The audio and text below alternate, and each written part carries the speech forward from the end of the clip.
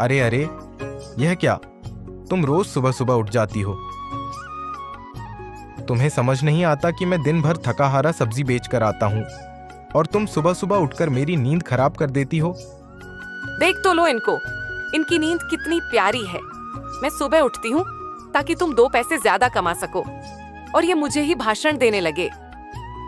ये तो नहीं कि मेरी मदद कर दें, उल्टा मुझे ही भाषण दे रहे हैं। 2 पैसे घर में ज्यादा आए, तुम्हें अच्छा नहीं लगता? हाँ हाँ, जाओ जाओ, जो करना है वो करो। बेईमानी से पैसे कमाने आई। लोगों को समझ नहीं आता है क्या? नहीं खरीदते हैं वो मुझसे ऐसी सब्जियां, इसलिए बच जाती हैं सब्जियां।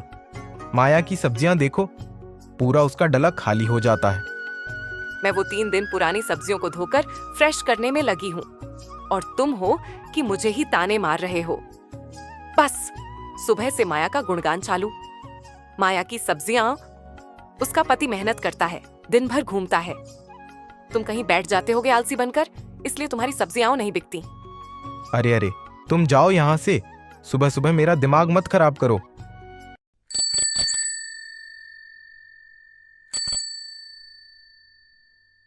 ऐसा बोलकर रमा अपने काम में लग जाती है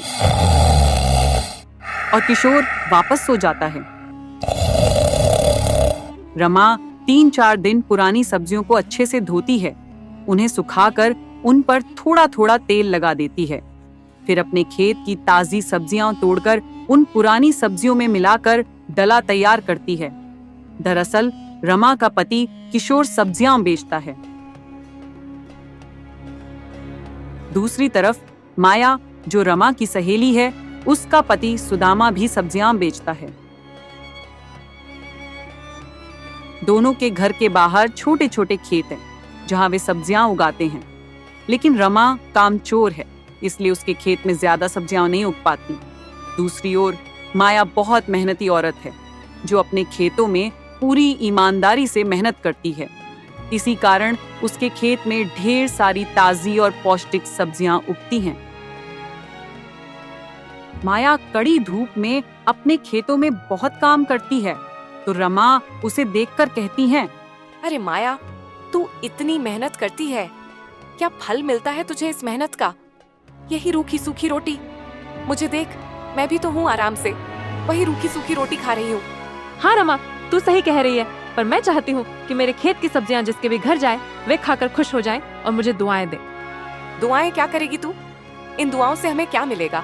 आखिर रहना तो इस झोपड़ी में ही। दोनों सहेलियां बातें कर रही होती हैं। तभी एक बूढ़ी अम्मा आती हैं। बेटी, कुछ खाने को हो तो दे दे, बहुत भूख लगी है। लो, अब ये बुढ़िया भी आ गई खाना मांगने।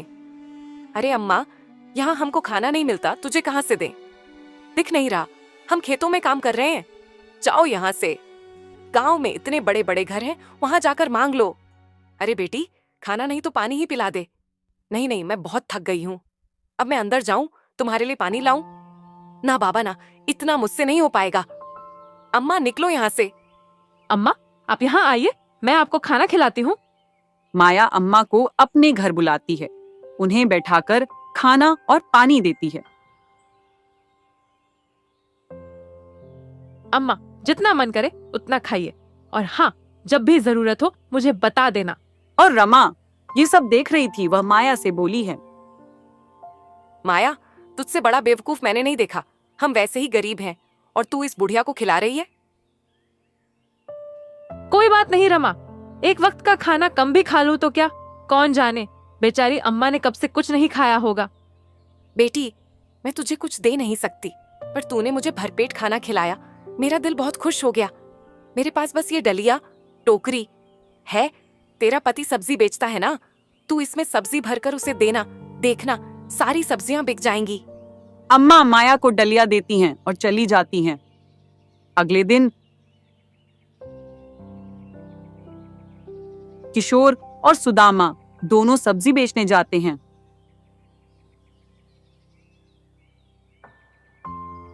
कुछ घंटे बाद सुदामा वापस आ जाता है। सुदामा खुश होकर, माया, आज तो मेरी सारी सब्जियां बिक गईं। माया हैरान होकर, ये क्या बात कर रहे हैं? आप अभी तो गए थे, इतनी जल्दी सब्जियां बिक गईं? सुदामा: हाँ माया, मैं भी हैरान हूँ। अपने पति को फिर से सब्जियां तोड़ कर देती है। वह फिर से बेचने जाता है और लगभग 1-1.5 घंटे में सारी सब्जियां बेचकर आ जाता है। रमा ये सब देखकर हैरान हो जाती है। बा तुरंत ही माया के पास आती है और उससे पूछती है, अरे अरे अरे माया, ये क्या? आज भैया इतनी जल्दी आ गई, सब्जियां बेचकर आ गए। बहन कैसे? ये सब कैसे हुआ? कल अम्मा आई थी ना खाना खाने, उन्होंने मुझे डलिया दी थी। एक और कहा था इसी में सब्जियां भर कर देना, देखना तुम्हारी सारी सब्जियां बिक जाएगी। और सच में ऐसा ही हुआ। मैं तो सोच रही थी शायद अम्मा बूढ़ी है इसलिए ऐसी बातें कर रही है, पर नहीं, अम्मा ने सच में मुझे इतनी जादुई डलिया दी है।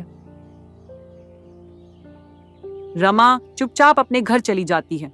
फिर रात भर सोचती है, काश उस बुढ़िया को मैं ही खाना खिला देती, तो आज वो जादुई टोकरी मुझे मिलती, ना कि उस माया।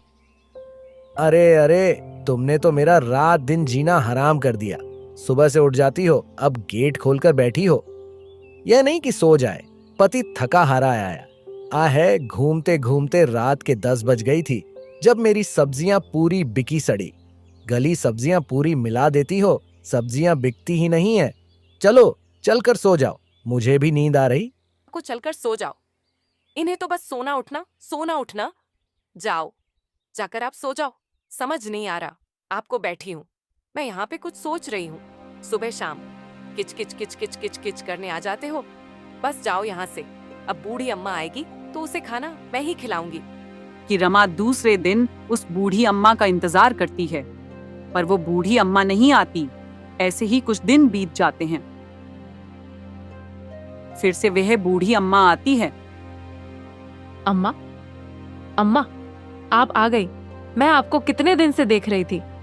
अम्मा, जो टोकरी आपने दी थी ना, उसके कारण मेरी सब्जियां तो बहुत ज्यादा बिक रही हैं और मुझे बहुत मुनाफा हुआ। मेरे पति भी बहुत खुश हैं। उन्होंने कहा था कि जब अम्मा आएंगी तो उन्हें कुछ रुपए दे देना हमारे मुनाफे से। अम्मा, आओ, मैं आपको रुपया देती हूँ। नहीं नहीं बेटी, रुपए का मैं क्या करूंगी, तू तो बस खाना खिला दे। अम्मा चलो, मैं आपको खाना खिलाऊंगी और आप जो बोलोगी वो बनाकर खिलाऊंगी। आपने मुझे आशीर्वाद दिया है, उसका कर्ज मैं हमेशा चुकाऊंगा। खाने आ सकती हो? ओहो, रोज खाना खाने आ सकती हो। आई बड़ी मैं खिलाऊंगी। अम्मा को खाना समझी ना तूने? खिलाया था ना पिछली बार। अब तेरा पेट नहीं भरा एक टोकरी लेकर, अब क्या दूसरी टोकरी लेना चाहती है? चल जा यहाँ से। अरे अम्मा आओ, मैं आपको खाना खिलाती हूँ। आओ अम्मा आओ। अम्मा के लिए रात की बची हुई रोटियां और सब्जियां लेकर आती हैं, क्योंकि रमा थी आलसी। वह तो अपने पति को भी रात का बचा हुआ ही खाना खिलाती थी। अम्मा खाना खाती हैं और जाने लगती हैं, तो रमा कहती है, ओ अम्मा कहाँ चली? मुझे भी तो एक टोकरी दे। क्यों? ये टोकरी? कौन सी टोकरी बेटी? तूने उस माया को टोकरी नहीं दी थी क्या? मुझे भी। अरे हाँ, मैं भूल गई। ले, तेरे लिए भी एक टोकरी। इस टोकरी में तू सब्जियां रखकर अपने पति को देना, फिर देखना क्या होता है। दे दे सच में अम्मा। अगले दिन दूसरे दिन रमा बहुत जल्दी उठती है और उस टोकरी में सब्जी डालने लग जाती हैं। रमा जैसे ही उस टोकरी में सब्जियां डालती है, सारी की सारी सब्जियां गायब हो जाती हैं। रमा फिर सब्जियां डालती है, सब्जियां फिर गायब हो जाती हैं। ऐसे करते करते उसका खेत खाली हो जाता है, पर टोकरी भरी नहीं पाती, खाली की खाली रह जाती है। रमा हैरान हो जाती है और रोने लगती है। अचानक आसमान में अम्मा की आवाज गूंजती है। अरमा घबरा कर। अम्मा ये क्या हो गया? मेरी सब्जियां कहाँ गईं? बेटी, ये तेरे कर्मों का फल है। माया ने मुझे सच्चे मन से खाना खिलाया, बिना किसी लालच के, और तूने स्वार्थ के कारण खिलाया, इसलिए तुझे भी वैसा ही फल मिला। अम्मा मुझे माफ कर दो। अब मैं कभी लालच नहीं करूंगी। मैं हमेशा मेहनत करूंगी और ताजी सब्जियां बेचूंगी। अम्मा मुस्कुरा कर। ठीक है, तुझे समझ आ गया कि जैसे को तैसा ही मिलता है। ये बहुत है। रमा ये सब देख रही थी। इसके बाद रमा भी मेहनती बन जाती है। माया और रमा अब मिलजुल कर खेती करती हैं और खुशहाल जीवन